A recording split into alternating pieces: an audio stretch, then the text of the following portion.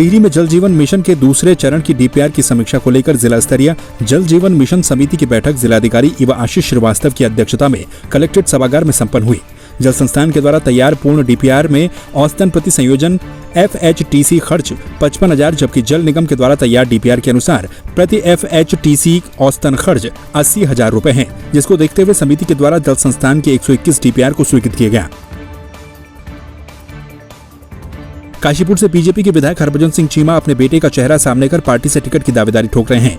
वहीं पहले चीमा ने कहा था कि जब उनके बेटे का राजनीति से कोई मतलब नहीं है और न ही वो चुनाव लड़ने के इच्छुक हैं, लेकिन माना जा रहा है कि जब चीमा को खुद का टिकट कटता दिखाई दिया तो उन्होंने अपने ही बयानों से यूटर्न लेते हुए बेटे त्रिलोक सिंह चीमा के लिए टिकट के लिए दावेदारी पेश की है। मैं उनको राजनीति में ला नहीं रहा हूँ, वो उन्होंने राजनीति में आने की अपनी इच्छा व्यक्त की है। अब बेटे की इच्छा हो तो उसके लिए किसी भी बाप की ये जिम्मेदारी बन जाती है कि वो उसकी पीठ पे हाथ रखे। मैं प्रयास करूंगा कि त्रिलोक सिंह चीमा मेरे बेटे को टिकट मिल जाए। अगर पार्टी टिकट देती है इसमें कोई संदेह नहीं है कि काशीपुर की सीट हम नहीं निकाल पाएंगे। काशीपुर की सीट भारतीय जनता पार्टी के हाथों में रहेगी। मैंने बताया कि अब तक जो है मैं अपना कारोबार देख रहा था। मैंने अपने बच्चे सेटल कर लिए हैं। अब मेरा मन कुछ ऐसा है कि मैं अब जो मुझे जिस काम में खुशी मिलती है वो मैं काम करूँ। इसीलिए मैं राजनीति में अपना मैं इसको जल्द करने वाला हूँ।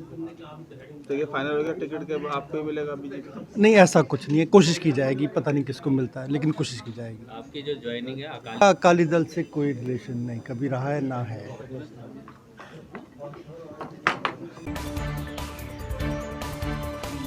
बाजपुर नगर पालिका के सभागार में बोर्ड की बैठक आयोजित की गई। बैठक में नगर पालिका के द्वारा किए गए विकास कार्यों पर चर्चा की गई। साथ ही बैठक में त्योहार के सीजन को देखते हुए क्षेत्र में सफाई व्यवस्था को दुरुस्त रखने की रणनीति भी बनाई गई। इस दौरान पालिका अध्यक्ष गुरजीत सिंह ने कहा कि नगर पालिका क्षेत्र में निजी संस्था के सहयोग से कूड़ा पृथक्करण मशीन लगवाने पर भी सहमति बनी है। बोर्ड की मीटिंग हुई है, इसमें प्रस्ताव रखे गए हैं, विकास कार्य को लेकर रखे गए हैं। जो सड़कें जर्जर हो चुकी हैं या हमारी सड़कें कहीं टूट गई हैं उसकी मरम्मत की जाएगी। जो हमारे पास राज्य वित्त का पैसा आया है हर वार्ड में चिन्हित करके पूरे बोर्ड द्वारा ये मांग रखी गई। जो वार्ड में सबसे जर्जर सड़कें हैं या चलने की स्थिति में नहीं है, सबसे पहले उस वार्ड का काम प्राथमिकता के आधार पर किया जाएगा। वो कोई सा भी वार्ड, वो एक जापानी मशीन है और वो जो है मैग्नेट से चलेगी, उसमें बिजली का खर्चा भी नहीं है। कोई एजेंसी है हमारे पास आई थी जो कह रही थी कि आप प्रस्ताव पास कर दीजिए, इसका क्रय भी हम करेंगे, सब कुछ हम करेंगे, आपको ये फ्री कॉस्ट मिलेगी। जिला चिकित्सालय पौड़ी में ऑक्सीजन जनरेशन प्लांट बनकर तैयार हो गया है, जिसका जिलाधिकारी पौड़ी ने रिबन काटकर शुभारंभ कर दिया। जिलाधिकारी पौड़ी डॉक्टर विजय कुमार जोगदंडे ने कहा कि कोरोना काल में मरीजों को ऑक्सीजन की बहुत अधिक आवश्यकता पड़ रही थी, जिसको देखते हुए भारत सरकार की ओर से जिला चिकित्सालय पौड़ी में भी ऑक्सीजन जनरेशन प्लांट लगाने के निर्देश जारी किए गए थे।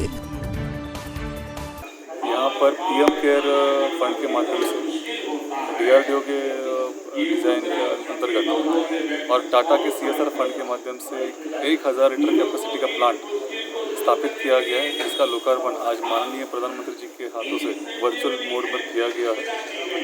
पूरे जनपद में ऐसे विभिन्न प्लांट का आज लोकार्पण किया जा रहा है, जिसमें प्रमुखता से सामुदायिक स्वास्थ्य केंद्र थली से, सामुदायिक स्वास्थ्य केंद्र चलू से यहाँ पर 300 लीटर कैपेसिटी और 250 लीटर कैपेसिटी प्लांट लगाए गए, उनका लोकार्पण आज किया जा रहा है।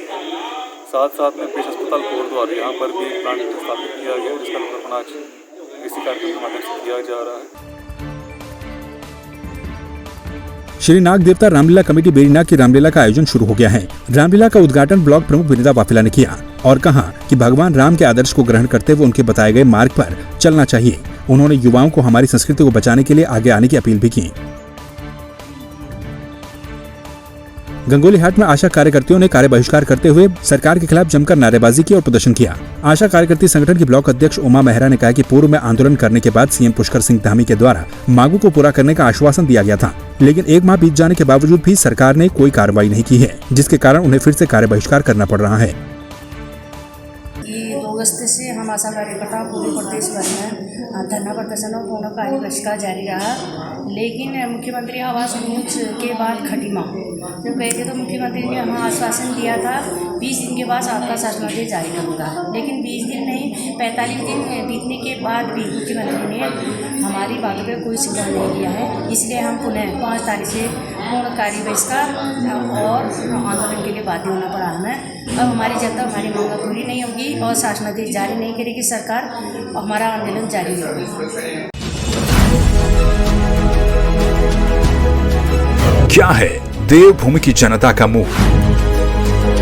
किसकी बातें हैं सच और कौन बोल रहा है झूठ? कितना बढ़ चला है प्रदेश में चुनावी पारा? कामकाज में कौन जीता और कौन हारा? 2022 के चुनावी समर में किसका होगा मंगल? देखिए देवभूमि का दंगल 2022 का विधानसभा चुनाव सिर्फ संवाद 365 पर।